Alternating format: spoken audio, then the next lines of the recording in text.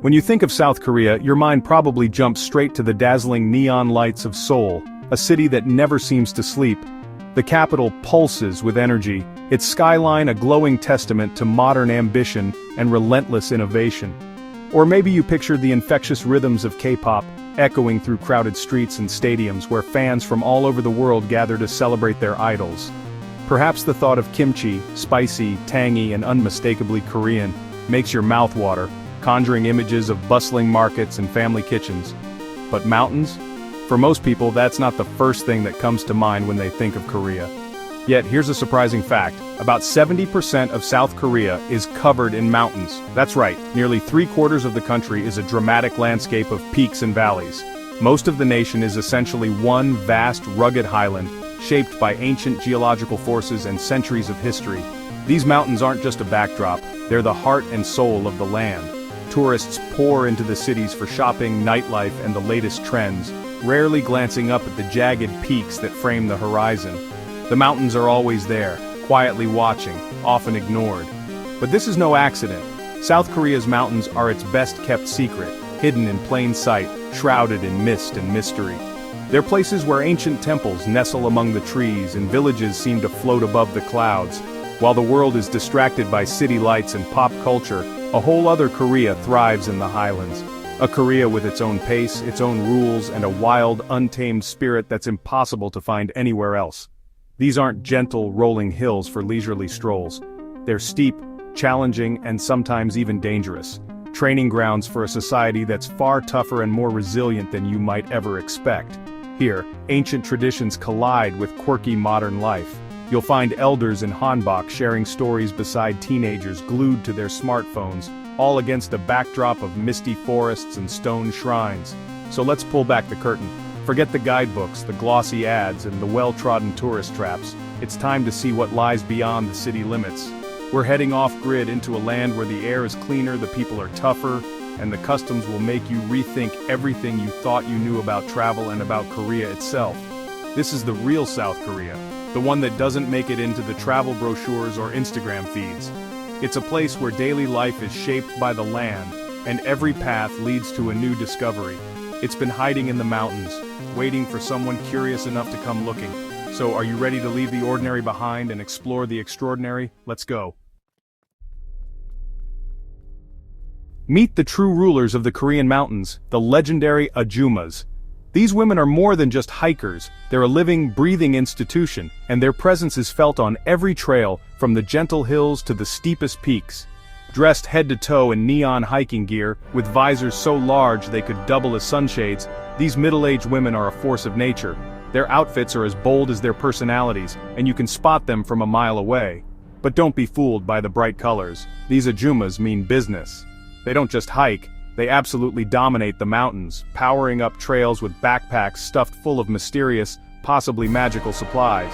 Snacks, first aid, extra layers, if you need it, they've got it.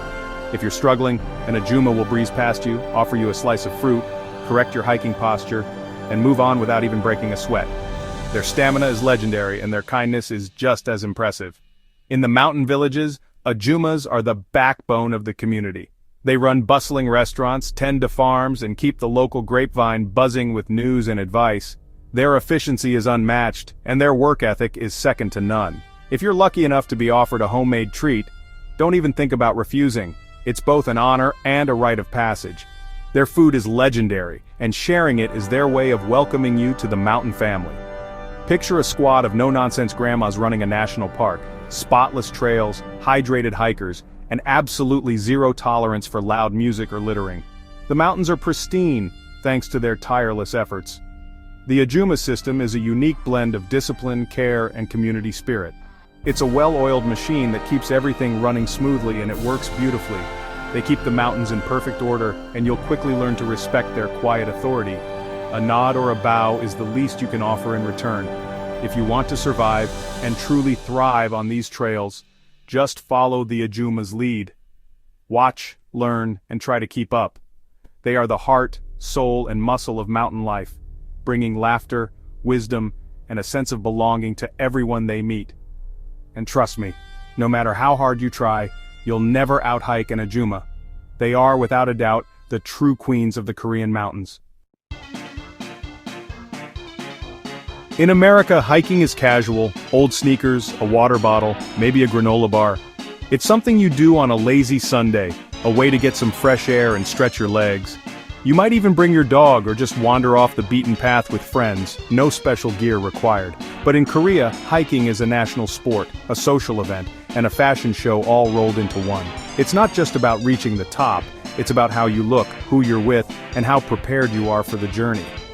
Show up in jeans and a t-shirt, prepare for silent judgment, you'll stand out instantly and not in a good way. The unspoken dress code is real and everyone seems to know it except you. The uniform, neon high-tech gear from head to toe, hiking poles and backpacks that look Everest ready. Every detail matters, from your hat to your shoes, and don't forget the matching accessories. The pace, fast or a Juma fast. You'll be overtaken by kids, couples and office workers, all chatting and laughing as they speed past. Even retirees seem to have endless energy, powering up the steepest slopes with ease. Your gym membership will feel like a joke. No treadmill or spin class can prepare you for the relentless climb and the stamina of your fellow hikers. And reaching the summit isn't the end, it's halftime. The real event is just beginning. At the top, hikers unpack full feasts: kimbap, kimchi, fruit, and bottles of makgeolli. It's a spread worthy of a celebration, not just a quick snack. It's a communal celebration, not just a snack break. Everyone shares, everyone laughs, and strangers quickly become friends over food and drink. The mountain is conquered together, and the meal is as important as the climb. Toasts are made, stories are swapped, and the view is savored as a group. This isn't just exercise, it's a social ritual. Hiking in Korea is about connection, tradition, and making memories with others. You'll leave humbled, full, and maybe a little tipsy.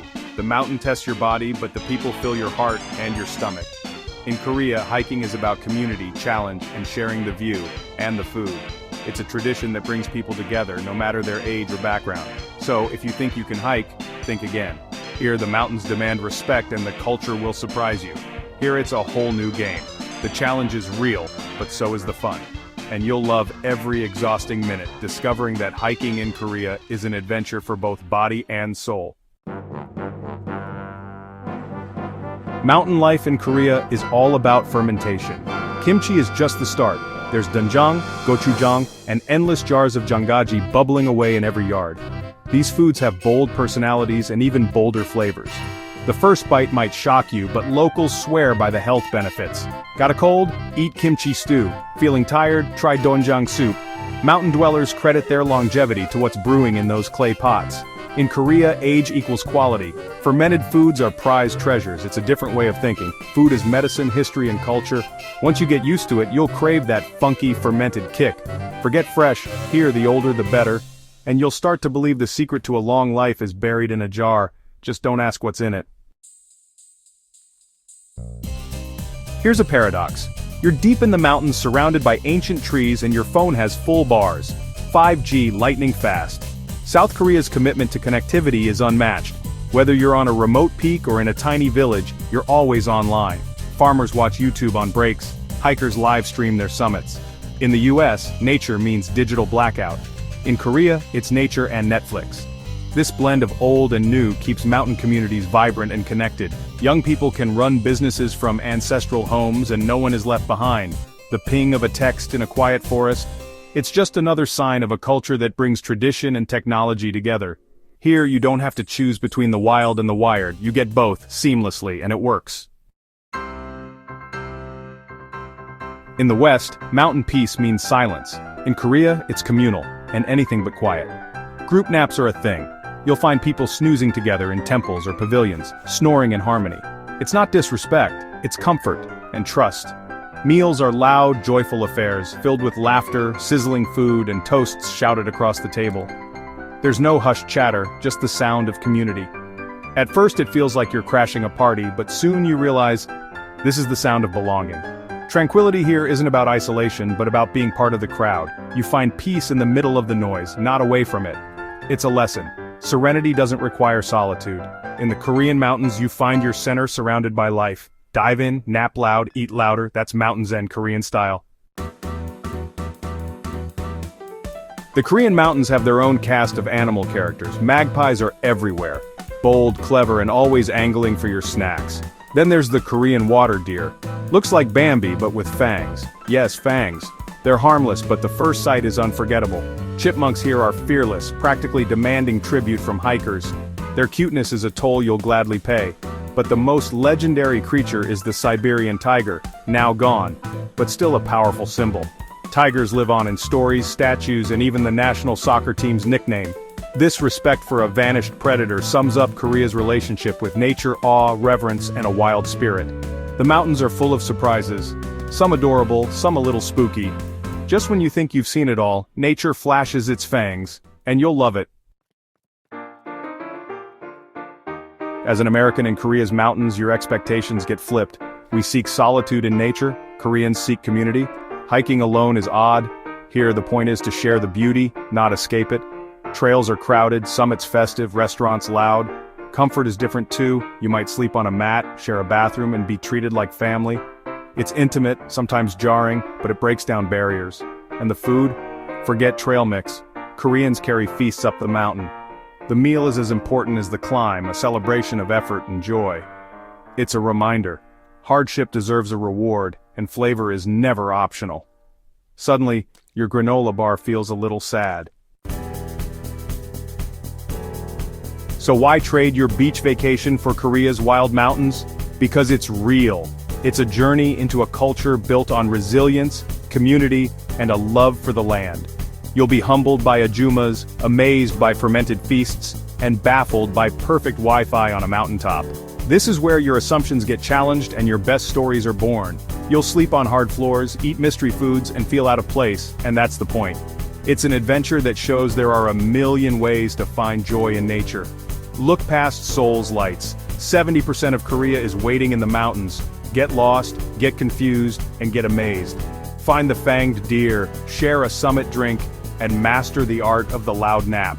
It'll be the most memorable, hilarious, and human trip you'll ever take. Just wear something bright, you'll want to fit in.